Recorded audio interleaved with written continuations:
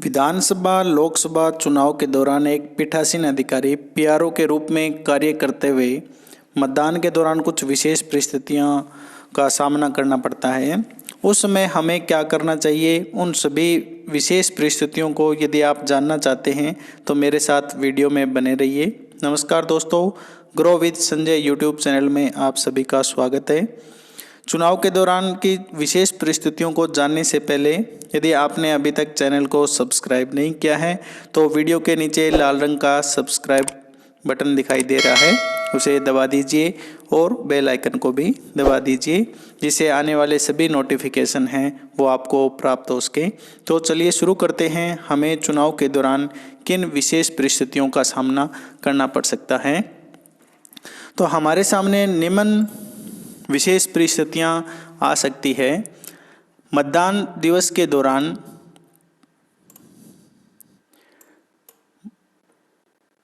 मतदान दिवस पर मतदान प्रक्रिया के दौरान पीठासीन अधिकारी को कुछ विशेष परिस्थितियों का सामना करना पड़ सकता है, जिससे निपटने के लिए अलग प्रक्रिया की आवश्यकता होती है।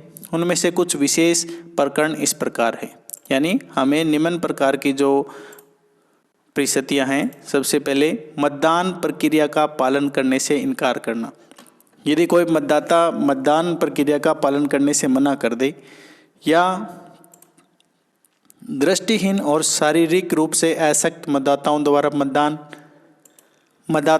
मतदान न करने का विनिश्चय करना, निर्वाचन ड्यूटी पर तैनात लोक सेवकों द्वारा मतदान, प्रॉक्सी द्वारा मतदान, निवेदित मत, टेंडर वोट, चुनौती मत, अल्पायु व्यक्ति जिसे आप योग्यता आयु से बहुत कम मानते हैं, और टेस्ट वोट, परीक्षण मत।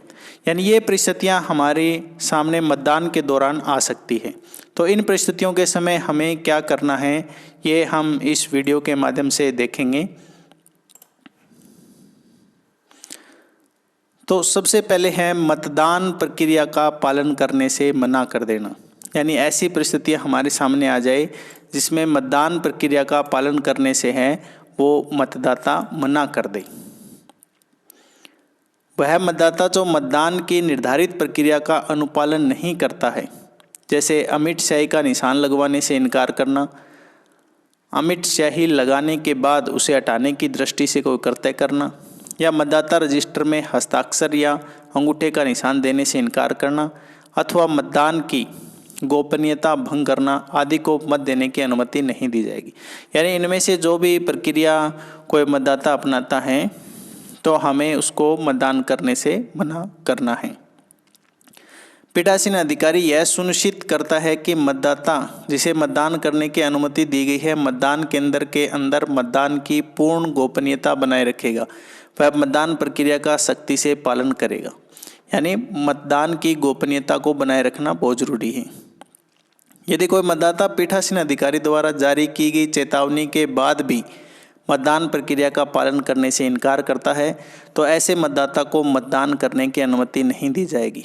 चुनाव संचालन नियम 1961 के नियम 49M के तहत यदि मतदाता को पहले ही मतदाता पर्ची जारी कर दी गई है तो उसे वापस लेकर उसका मत रद्द कर दिया जाएगा।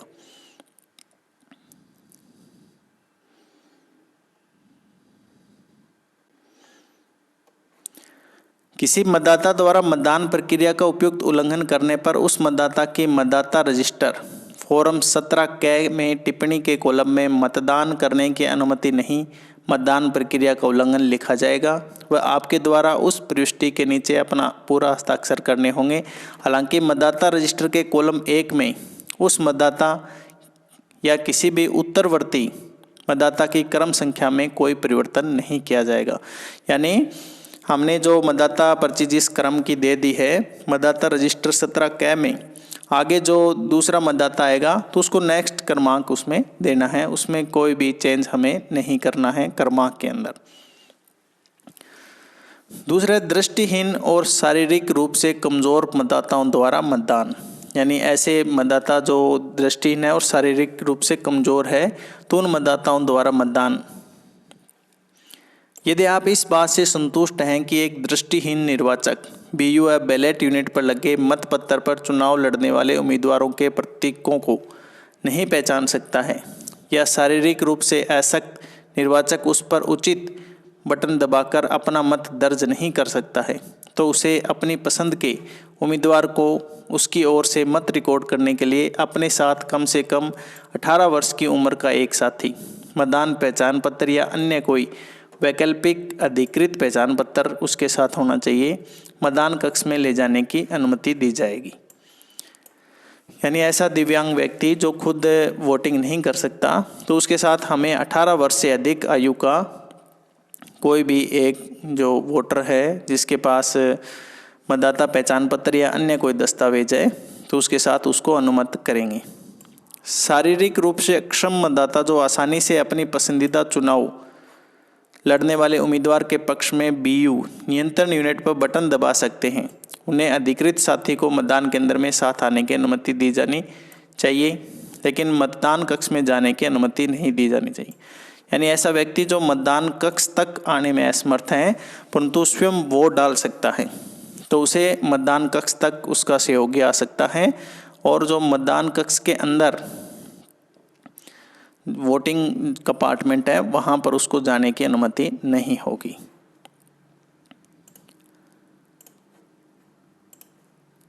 किसी भी व्यक्ति को एक ही दिन में किसी भी मतदान केंद्र पर एक से अधिक मतदाताओं के साथी के रूप में कार्य करने की अनुमति नहीं दी जाएगी। यानी एक व्यक्ति है वो एक दिव्यांग व्यक्ति के साथ ही सहायक के रूप में आ सकता है। मतदान दिवस के लिए अधिकृत साथी को अमिट स्याही प्रोटोकॉल द्वारा कवर किया गया है। अधिकृत साथी के दाहिने हाथ की तर्जनी पर अमिट स्याही लगाई जाएगी। यानी जो साथी के रूप में साथ आ रहा है उसके हाथ पर भी अमिट स्याही लगानी है, और वो हमें दाहिने हाथ की तर्जनी पर लगानी है। अधिकृत साथी के दाहिने हाथ की तर्जनी की पहले जांच की जाएगी ताकि यह पुष्टि हो सके कि उस पर पहले से ही अमिट स्याही अंकित है या नहीं। यदि दाहिने हाथ की तर्जनी पर पहले से ही अमिट स्याही लगी हुई है तो ऐसे व्यक्ति को संबंधित निर्वाचक के लिए अधिकृत साथी के रूप में कार्य करने की अनुमति नहीं दी जा सकती। 49N के तहत किसी दृष्टिहीन या शारीरिक रूप से अशक्त निर्वाचक के अधिकृत साथी के रूप में कार्य करने की अनुमति देने से पहले ऐसे व्यक्ति को लिखित रूप में घोषणा अनुलग्नक 18 करनी होगी। घोषणा में वह यह नहीं बताएगा कि संबंधित निर्वाचक ने किसके पक्ष में मत डाला है। उसे लिखित रूप से यह भी घोषित करना होगा कि उसने उस दिन पहले से ही किसी अन्य मतदान केंद्र पर किसी अन्य मतदाता के साथी के रूप में कार्य नहीं किया है। आपको उन निर्वाचकों का रिकॉर्ड रखना होगा जिन्होंने अधिकृत साथी की सहायता से मतदान किया था।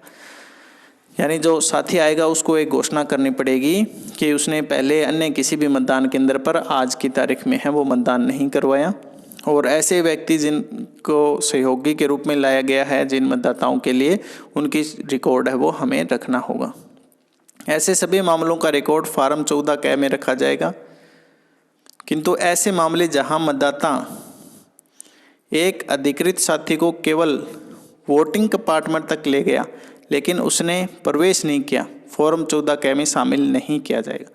यानी मतदान केंद्र तक तो लेके आया परंतु वोटिंग कंपार्टमेंट में नहीं ले गया, वोटिंग कंपार्टमेंट के अंदर उसने नहीं प्रवेश किया सहायक ने, तो उसके लिए फॉर्म 14 क में शामिल नहीं किया जाएगा। यह फॉर्म 14 क एक लिफाफे में रखा जाएगा जिस पर गैर वैधानिक सफ़ेद रंग लिखा होगा, और इसे मतदान समाप्ति के बाद संग्रहण केंद्र पर जमा किया जाएगा। यानी जिनमें घोषणाएं होगी जो सहायक के रूप में कार्य करेंगे उन मतदाताओं की घोषणा होगी। किसी भी परिस्थिति में मतदान दल का कोई सदस्य किसी दृष्टिहीन या शारीरिक रूप से अशक्त मतदाता के साथी के रूप में कार्य नहीं करेगा। यह हमें विशेष ध्यान रखना है कि मतदान दल का कोई भी सदस्य है वो वोटिंग कंपार्टमेंट में किसी भी मतदाता के साथ नहीं जाएगा। आपको यह सुनिश्चित करना होगा कि मतदाता का अधिकृत साथी संबंधित मतदाता की सहायता करने के तुरंत बाद मतदान केंद्र छोड़ दे। दृष्टिहीन मतदाताओं के लिए ब्रेल साइनेज सुनिश्चित करना चाहिए। यानी ब्रेल जो लिपि के माध्यम से वोटिंग कर सकते हैं उनको उनके निशान ब्रेल के बताने चाहिए। अगली परिस्थिति जिसमें क्या है, मतदाता द्वारा मत न देने का विनिश्चय करना। यानी जब मतदाता है वो ये विनिश्चय करे कि भी मैं मत नहीं देना चाहता, तो उसमें हमें क्या करना है। यदि कोई मतदाता मतदाता रजिस्टर फॉर्म 17K में अपनी मतदाता सूची संख्या को विधिवत दर्ज करने के साथ साथ अपने हस्ताक्षर, अंगूठे का निशान विधिवत लेने के बाद मतदान न करने का निर्णय लेता है, तो उसे अपना मत डालने के लिए मजबूर नहीं किया जाएगा। मतदाता रजिस्टर में मतदाता की प्रविष्टि के सामने टिप्पणी के कॉलम में इस आशय की टिप्पणी मतदान न करने का निर्णय अथवा मतदान करने से इनकार कर दिया अंकित किया जाएगा। आपको उस टिप्पणी के नीचे अपना पूरा हस्ताक्षर करना होगा। फॉर्म 17G के भाग 1 में मत 3 में नियम 49 हो बिना मतदान किए चला गया या मतदान करने से इनकार कर दिया, उन मतदाताओं की संख्या अंकित की जाएगी जो मतदाता रजिस्टर फॉर्म 17K में हस्ताक्षर करने के बाद बिना मतदान किए चले गए। यानी मतदाता रजिस्टर में हस्ताक्षर करने के बाद यदि कोई मतदाता मतदान करने से मना कर देता है तो हमें ये एंट्री करनी है। ऐसी टिप्पणी के आगे निर्वाचक के हस्ताक्षर या अंगूठे का निशान भी लिया जाएगा, यानी जिस मतदाता ने मना किया है उसके हस्ताक्षर करवाए जाएंगे। टिप्पणी जहां पर हमने लिखी है कि भी मतदाता ने मत देने से मना किया। हालांकि मतदाता रजिस्टर के कॉलम 1 में निर्वाचक या किसी भी आगामी निर्वाचक की क्रम संख्या में कोई परिवर्तन करना आवश्यक नहीं होगा। यानी जो जिस क्रम से हम 17K में मतदाता को क्रम संख्या दे रहे हैं उसमें कोई चेंज नहीं करना है। उससे नेक्स्ट जो मतदाता आएगा उसको नेक्स्ट क्रम ही देना है। यदि किसी मतदाता द्वारा मत दर्ज करने की अनुमति के लिए मतदान अधिकारी द्वारा नियंत्रण यूनिट पर बैलेट बटन दबा दिया गया है, लेकिन वह मतदान करने से इनकार कर देता है, तो आपको तीसरे मतदान अधिकारी जो भी नियंत्रण यूनिट का प्रभारी है को अगले मतदाता को मतदाता रजिस्टर फॉर्म 17A में आवश्यक टिप्पणी दर्ज करने के बाद मत दर्ज करने के लिए सीधे मतदान कक्ष में भेजना होगा। यानी ये ऐसी परिस्थिति जिसमें मतदाता ने बैलेट जारी करने के बाद मत करने से यदि मना कर दिया है, तो जो बैलेट जारी हुआ है CU से वो नेक्स्ट मतदाता के लिए काम आएगा। अब इसमें यदि अंतिम मतदाता के लिए मतपत्र यूनिट पर मत जारी करने के लिए नियंत्रण यूनिट पर बैलेट बटन दबाया गया है, लेकिन वह मतदान करने से इनकार कर देता है, तो उस स्थिति में सर्वप्रथम आप या तीसरा मतदान अधिकारी जो नियंत्रण यूनिट प्रभारी हो नियंत्रण यूनिट के पावर स्विच को ऑफ स्थिति में करेगा। फिर वीवीपैट को नियंत्रण यूनिट से डिस्कनेक्ट करने के बाद पावर स्विच को फिर से ऑन कर देगा। अब बिजी लैंप बंद हो जाएगा और मतदान करने के लिए क्लोज बटन क्रियाशील हो जाएगा। ऐसी स्थिति में इस पूरी प्रक्रिया का पालन नहीं किया जाता है तो क्लोज बटन क्रियाशील नहीं होगा और नियंत्रण यूनिट को बंद किए बिना वह परिणाम नहीं बताएगी, क्योंकि रिजल्ट बटन भी क्लोज के बाद ही क्रियाशील होता है। देखो यहाँ पर हमें कुछ विशेष ध्यान रखने की आवश्यकता है।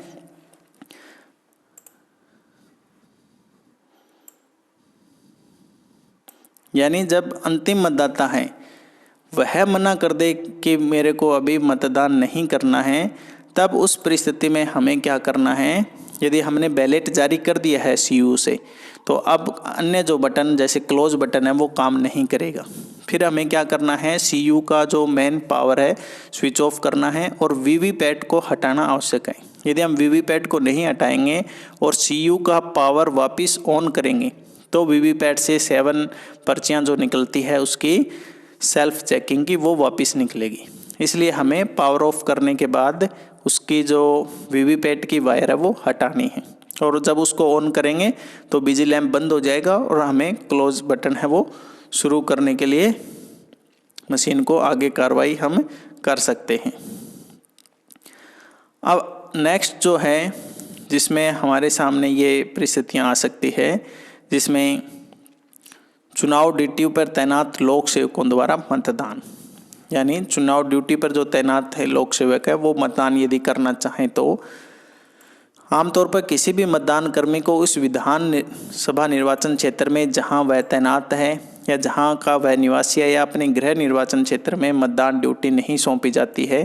चुनाव ड्यूटी के लिए नियुक्त लोक सेवकों को डाक मतपत्र के माध्यम से अपना मत डालने का विकल्प प्रदान किया जाता है वे इस विकल्प या सुविधा का लाभ उठाने के लिए फॉर्म 12 में आवेदन करेंगे। यानी 99% ये होता है कि भी जो कार्मिक जिस भी विधानसभा क्षेत्र का है या उसकी गृह विधानसभा क्षेत्र है वहाँ पर उसको ड्यूटी के लिए तैनात नहीं किया जाता है।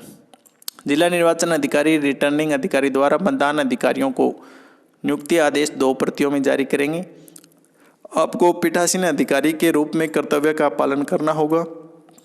इस आदेश के साथ आपको और साथ ही मतदान अधिकारियों PO1, PO2 और PO3 के लिए डाक मतपत्र विकल्प सुविधा के लिए आवेदन करने के लिए पर्याप्त संख्या में फॉर्म 12 उपलब्ध करवाए जाएंगे, जो हमें लगभग ट्रेनिंग के दौरान मिल जाते हैं।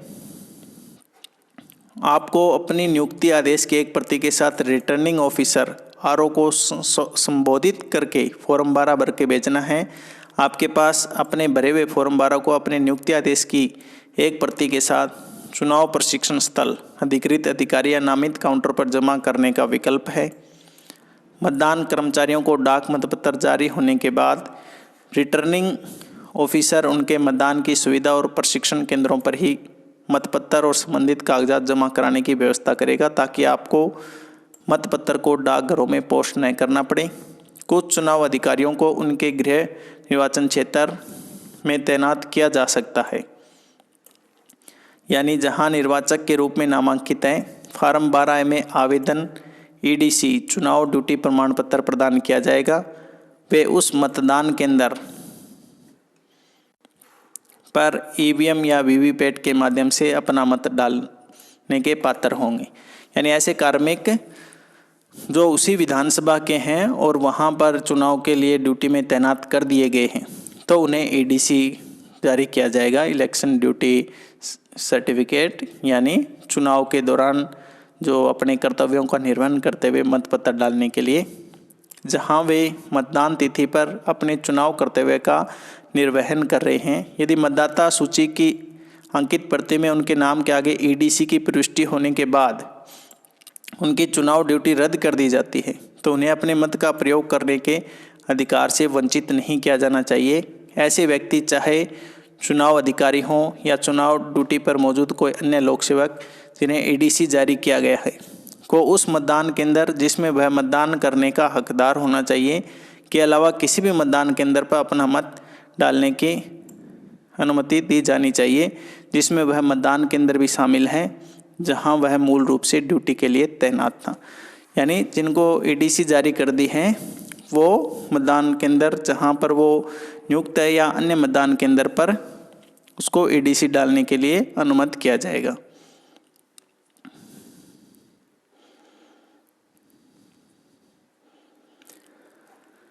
आपको PO फर्स्ट, PO सेकंड और PO थर्ड सहित अपने विधानसभा या संसदीय निर्वाचन क्षेत्र में मतदान की तारीख से कम 7 दिन या 1 सप्ताह पहले डाक मतपत्र के लिए फॉर्म 12 के माध्यम से आवेदन करना होगा, जो लगभग प्रशिक्षण के दौरान हमसे लिए जाते हैं। एक EDC निर्वाचक प्रस्तुत करने वाला एक निर्वाचक द्वारा मतदान,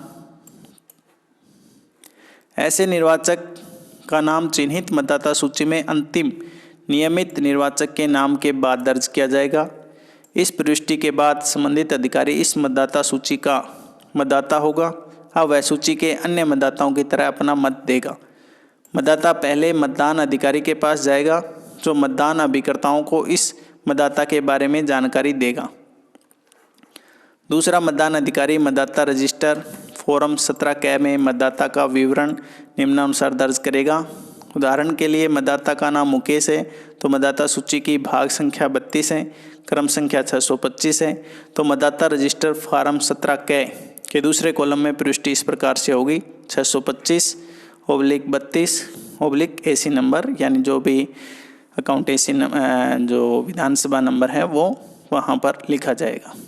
प्रॉक्सी द्वारा मतदान, नेक्स्ट जो है वो प्रॉक्सी के द्वारा किस प्रकार से मतदान किया जाएगा। सेवा मतदाताओं की कुछ श्रेणियों को स्वयं द्वारा अधिकृत प्रॉक्सी के माध्यम से मतदान की सुविधा प्रदान की गई है। ऐसे मतदाताओं को वर्गीकृत सेवा मतदाता CSV कहा जाता है। आपको आपके मतदान केंद्र के लिए CSV यदि कोई हो कि एक सूची प्रदान की जाएगी, CSV की यह सूची आपके मतदान केंद्र के लिए चिन्हित मतदाता सूची का अंतिम हिस्सा होती है, इसलिए आपको प्रॉक्सी के साथ ऐसा व्यवहार करना चाहिए जैसा कि वास्तविक सेवा मतदाता आपके सामने मौजूद है। प्रॉक्सी CSV की पहचान उन्हीं नियमों और प्रक्रियाओं द्वारा शासित होगी जैसा कि मतदान केंद्र के अंदर प्रवेश करने वाले बाकी निर्वाचकों के लिए लागू होती है। केवल प्रॉक्सी के बाएं हाथ के मध्यमा उंगली पर अमिट शाही का अंकन किया जाएगा। यदि प्रॉक्सी उसी मतदान केंद्र का मतदाता के रूप में पंजीकृत है तो वह अपना मत डालने के अलावा CSV की ओर से मत डालने का हकदार होगा। प्रॉक्सी जो मतदान है, ऐसे वर्गीकृत सेवाओं के लोग जो स्वयं में मतदान के लिए उपस्थित नहीं हो सकते हैं, वो मतदाता अपनी जगह दूसरे व्यक्ति को मतदान करने के लिए अधिकृत करते हैं, तो उसकी सूची है वो जो मतदाता सूची है उसके साथ जुड़ी हुई होती हैं, तो उसे भी हमें उसी प्रकार से वोट डलवाना है जो सामान्य प्रक्रिया द्वारा अन्य मतदाताओं को हम वोट डलवाते हैं।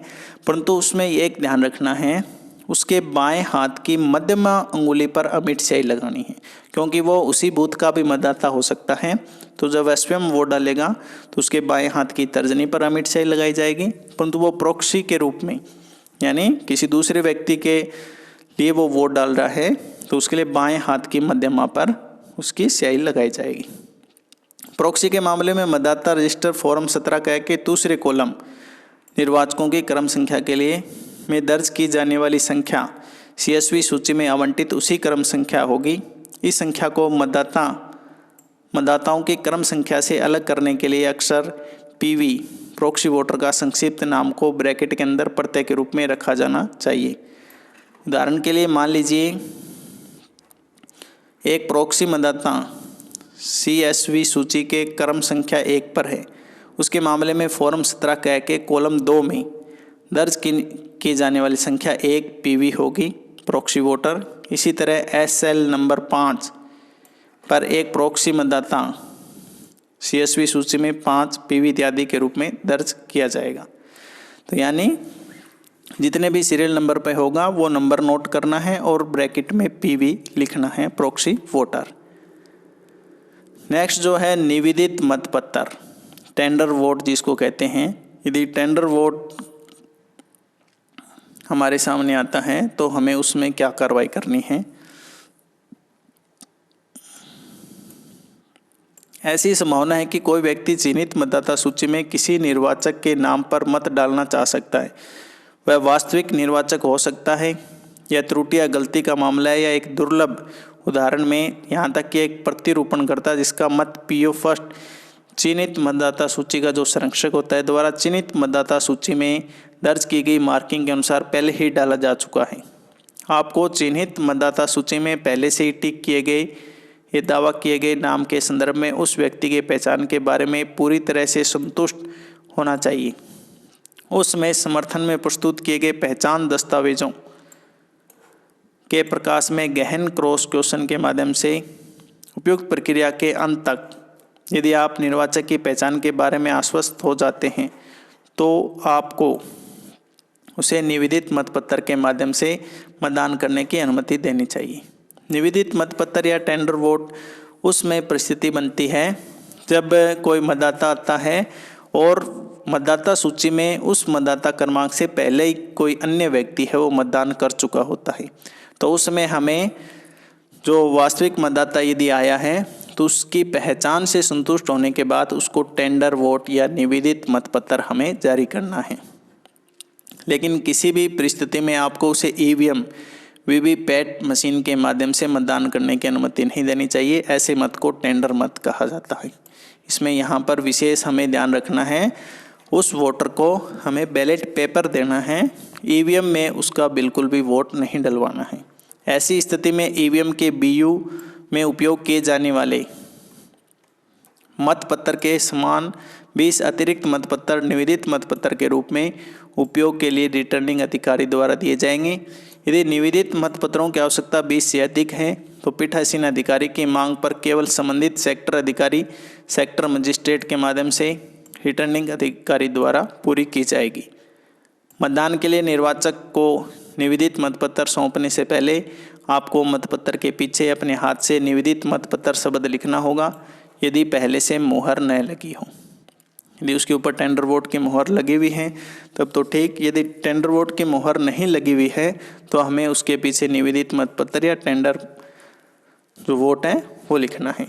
निवेदित मतपत्रों का विवरण आपको फॉर्म 17C के भाग 1 के आइटम 9 में शीर्षकों, कुल प्राप्त, कुल जारी किए गए और अप्रयुक्त लौटाए गए सभी मतपत्रों का सटीक हिसाब रखना होगा। उन मतदाताओं का रिकॉर्ड जिन्हें निवेदित मतपत्र जारी किए गए, आपको निवेदित मतपत्र जारी किए गए मतदाताओं का पूरा रिकॉर्ड रखना होगा। आपको निवेदित मतपत्र सौंपने से पहले फॉर्म 17 के कॉलम 5 में निर्वाचक के हस्ताक्षर या अंगूठे का निशान प्राप्त करना होगा। यानी टेंडर वोट जिसका भी हमें करवाना है तो उसकी एंट्री है वो फॉर्म 17B में करनी है, न कि 17 रजिस्टर में। आपको मत डालने के लिए मतदाता को एक स्याही लगा हुआ एरो क्रॉस सील भी दिया जाएगा। यह सील पहले प्रचलित मत पेटी आधारित मतदान की पारंपरिक प्रणाली में मतपत्रों को चिन्हित करने के लिए उपयोग की जाने वाली मुहर के समान है। यानी पहले जो बैलेट पेपर के माध्यम से चुनाव होते थे तो उसके ऊपर जो हम सील लगाते थे तो वो एरो क्रॉस सील है हमें अभी दी जाएगी, उससे हमें उसके ऊपर टिक करना है। निवेदित मतपत्र प्राप्त होने पर संबंधित निर्वाचक एक अलग मतदान कक्ष विशेष रूप से इसके लिए बने हों में जाएगा और अपने चुनाव लड़ने वाले उम्मीदवार के प्रतीक पर एरो क्रॉस सील लगाकर मतपत्र पर अपना मत अंकित करेगा। इसके बाद वह निर्वाचक निवेदित मतपत्र को इस प्रकार मोड़ेगा कि उसके द्वारा लगाया गया एरो क्रॉस सील का निशान इधर उधर न फैले और अंत में मतदान कक्ष से बाहर आकर इसे आपको सौंप देगा। यानी ये जो मतपत्र है वो पीआरओ को सौंपेगा। आपको जारी किए गए सभी निवेदित मतपत्रों और उनकी सूची फार्म 17 में तैयार करनी है। विशेष रूप से इस उद्देश्य के लिए प्रदान किए गए एक लिफाफे में रखना होगा और मतदान के अंत में उसे सील करना होगा। यदि कोई दृष्टिहीन या शारीरिक रूप से अशक्त निर्वाचक बिना सहायता के अपना मत दर्ज करने में असमर्थ है तो आपको उसके एक साथी ले जाने की अनुमति होगी, जो अपने पहले ही इसमें देख चुके हैं। आपको निवेदित मतों के संबंध में मतदाता रजिस्टर 17 में कोई प्रविष्टि नहीं करनी है।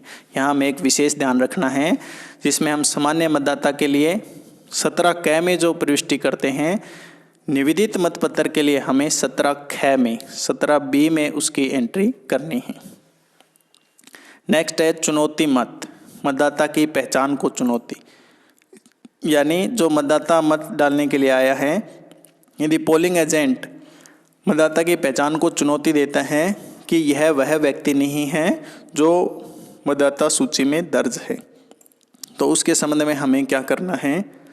आयोग के आदेशानुसार सभी व्यक्ति जिनका नाम मतदाता सूची में अंकित है स्वयं की पहचान पुष्टि होने पर मत देने का हकदार है, जब तक कि किसी अभ्यर्थी या उसके अभिकर्ताओं द्वारा कोई चुनौती नहीं दी जाए। किसी विशेष निर्वाचक होने का दावा करने वाले व्यक्ति की पहचान को मतदान अभिकर्ता द्वारा 2 रुपये नगद जमा करके चुनौती दी जा सकती है।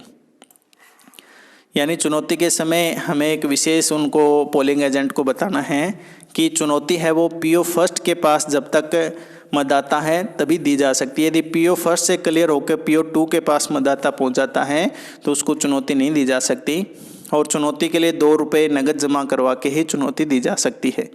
दस्तावेजों के आधार पर पहचान सुनिश्चित कर संक्षिप्त पूछताछ के माध्यम से चुनौती का निर्धारण करना होगा। यदि चुनौती कायम नहीं रहती है तो आपको चुनौती दिए गए व्यक्ति को अपना मत डालने की अनुमति देनी चाहिए। यदि चुनौती बनी रहती है तो आपको न केवल चुनौती देने वाले व्यक्ति को मतदान करने से मना करना है, बल्कि उसे लिखित शिकायत के साथ पुलिस को सौंपा जाएगा। यानी यदि चुनौती सिद्ध नहीं होती है, यदि हम पहचान दस्तावेजों के आधार पर चुनौती सही सिद्ध नहीं होती है, तो 2 रुपये की जो रसीद हमने काटी है 2 रुपये है वो जमा कर लेने हमें और मतदाता को वोट डालने के लिए अनुमत करना है। परंतु यदि चुनौती सही रहती है, वास्तव में सही चुनौती की गई है, तो हमें मतदाता को वोट डालने के लिए अनुमत नहीं करना है। चुनौती यदि सही नहीं होती है तो हमें मतदाता को वोट डालने के लिए अनुमत करना है। यदि चुनौती सही सिद्ध हो जाती है तो हमें मतदाता को वोट डालने के लिए अनुमत नहीं करना है और लिखित शिकायत के साथ पुलिस को सौंपना है। मतदाता की पहचान को चुनौती देना, जब तक यह इंगित करने के लिए कोई बाध्यकारी आधार न हो कि कोई निर्वाचक फर्जी मतदाता है, उसे वास्तविक निर्वाचक माना जाएगा।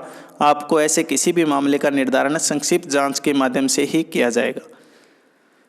चुनौती शुल्क, किसी भी परिस्थिति में आपको किसी मतदाता की पहचान के लिए तब तक चुनौती स्वीकार नहीं करनी चाहिए जब तक कि संबंधित मतदान अभिकर्ता 2 रुपये नकद जमा न कर दे। इसके लिए आपको निर्धारित फॉर्म अनुबंध 19 में दिया हुआ जो चुनौती दाता के नाम पर एक रसीद जारी की जाएगी, यानी एक रसीद काट के हमें देनी है 2 रुपये की। कथित निर्वाचक जिसके संबंध में चुनौती दी गई है को दंडात्मक परिणामों के बारे में चेतावनी देनी चाहिए।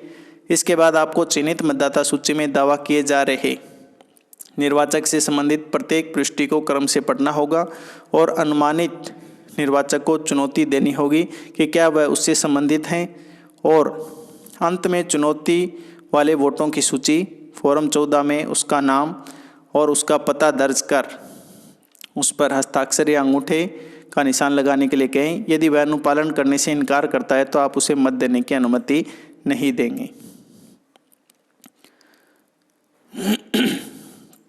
सारांश पूछताछ, आपको चुनौती देने वाले से यह साबित करने के लिए साक्ष्य प्रस्तुत करने के लिए कहना चाहिए कि चुनौती देने वाला व्यक्ति वह निर्वाचक नहीं है जिसके होने का दावा करता है। यदि चुनौती देने वाला अपना साबित करने में विफल रहता है तो चुनौती खारिज हो जाती है और आपको चुनौती देने वाले व्यक्ति को अपना मत डालने की अनुमति देनी होगी। यदि चुनौती देने वाला अपना मामला स्थापित करता है तो आपको चुनौती देने वाले व्यक्ति से चुनौती का खंडन करने के लिए कहना चाहिए, यानी यह साबित करने के लिए कि वह निर्वाचक है जैसा कि वह खुद को मानता है। यदि चुनौती दिया गया व्यक्ति अपने पक्ष में मामला साबित कर सकता है तो आपको उसे अपना मत डालने की अनुमति देनी होगी, लेकिन यदि वह अपना मामला साबित करने में विफल रहता है तो चुनौती स्थापित हो जाती है। आप क्षेत्र के किसी जिम्मेदार अधिकारी, चुनौती दिए गए व्यक्ति के पड़ोसी, आपके ध्यान में लाया गया है या उपस्थित किसी अन्य व्यक्ति को बयान मांग सकते हैं जो मामले में प्रकाश डालने की संभावना रखता हो। यदि चुनौती दृढ़ता से स्थापित है तो आपको चुनौती वाले व्यक्ति को अपने मतदान केंद्र के पुलिस के स्टेशन के हाउस ऑफिसर को संबोधित एक लिखित शिकायत के साथ वहां ड्यूटी पर मौजूद एक पुलिसकर्मी की हिरासत में सौंपना होगा। चुनौती शुल्क की वापसी या जब्ती, यदि सारांश जांच में चुनौती विफल पाई जाती है तो 2 रुपये की चुनौती शुल्क जब्त कर लिया जाएगा, जबकि जब्त शब्द फॉर्म 14 के कॉलम 10 के साथ साथ रसीद बुक में संबंधित प्रतिपर्ण में अंकित किया जाएगा। जमाकर्ता के हस्ताक्षर या अंगूठे के निशान नहीं लिया जाएगा। जबकि यदि चुनौती सही पाई जाती है तो 2 रुपये चुनौती शुल्क चुनौतीकर्ता को उसके हस्ताक्षर के बाद फॉर्म 14 के कॉलम 10 में 2 रुपये की रसीद स्वीकार करने के बाद लौटाया जाना है, अर्थात चुनौतीपूर्ण वोट की सूची के साथ रसीद बुक में संबंधित रसीद के प्रतिपर्ण पर भी प्राप्ति स्वरूप हस्ताक्षर करने होंगे। वह व्यक्ति जिसे आप योग्यता आयु से बहुत कम मानते हैं, यानी ऐसी परिस्थितियां जिसमें जो वोटर है उसका नाम तो मतदाता सूची में दर्ज है तो वास्तव में वो 18 वर्ष का नहीं है या नहीं लग रहा है, तो अब उस परिस्थिति में हमें क्या करना है। किसी ऐसे व्यक्ति के मामले में जिसे आप अर्हता आयु से काफ़ी कम मानते हैं तो आपको उसे संबंधित मतदाता सूची में पुष्टि के संदर्भ में मतदाता होने के दावे के रूप में स्पष्ट रूप से संतुष्ट होना चाहिए। यदि आप प्रथम दृष्टया उसकी पहचान और मतदाता सूची में उसका नाम शामिल करने के तथ्य से संतुष्ट हैं लेकिन उसे न्यूनतम मतदान आयु से कम मानते हैं तो आपको उस मतदाता से उसकी उम्र के बारे में अनुलग्नक 14 के अनुसार एक घोषणा प्राप्त करनी चाहिए। जनवरी, अप्रैल, जुलाई, अक्टूबर में किसी एक का पहला दिन चुनाव के समय पर निर्भर करता है जिसके संदर्भ में निर्वाचन क्षेत्र की मौजूदा मतदाता सूचियां तैयार या संशोधित की गई है। ऐसे निर्वाचक से घोषणा प्राप्त करने से पहले आपको उसे झूठी घोषणा करने के लिए लोक प्रतिनिधित्व अधिनियम 1950 की धारा 31 में दंडात्मक प्रावधान के बारे में सूचित करना चाहिए। यानी ऐसा कोई व्यक्ति है जो हमें 18 वर्ष से कम उम्र का प्रतीत होता है तो उसे घोषणा करवानी है कि वो 18 वर्ष का है और उसको उससे पहले ये बताना है कि यदि आप झूठी घोषणा करोगे तो जो अधिनियम है, लोक प्रतिनिधित्व अधिनियम, उसके तहत ये कार्रवाई हो सकती है।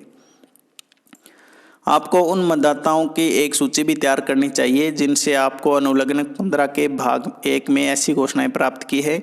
आपको उक्त अनुलग्न 15 के भाग 2 में उन मतदाताओं की भी एक सूची बनानी चाहिए जो उपरोक्त घोषणा देने से इनकार करते हैं और बिना मत डाले चले जाते हैं।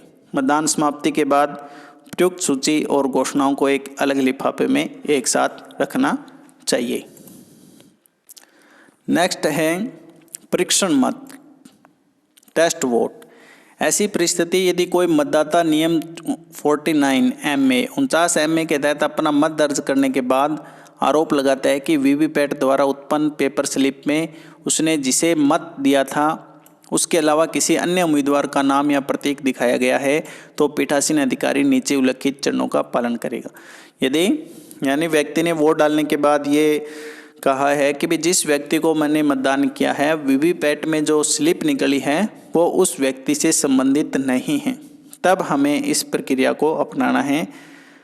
सबसे पहले हमें निर्वाचक को झूठी घोषणा करने के परिणाम के बारे में चेतावनी देने के बाद आरोप के संबंध में निर्वाचक से एक लिखित घोषणा प्राप्त करनी है। यदि निर्वाचक उप नियम 1 में निर्दिष्ट लिखित घोषणा देता है तो पीठासीन अधिकारी फॉर्म 17 क में उस निर्वाचक से संबंधित दूसरी प्रविष्टि करें और निर्वाचक को अपनी उपस्थिति में वोटिंग मशीन में एक परीक्षण मत रिकॉर्ड करने की अनुमति दें और उम्मीदवारों या मतदान अभिकर्ताओं की उपस्थिति में जो मतदान केंद्र में उपस्थित हो सकते हैं और वीवीपैट द्वारा उत्पन्न पेपर स्लिप का निरीक्षण कर सकते हैं।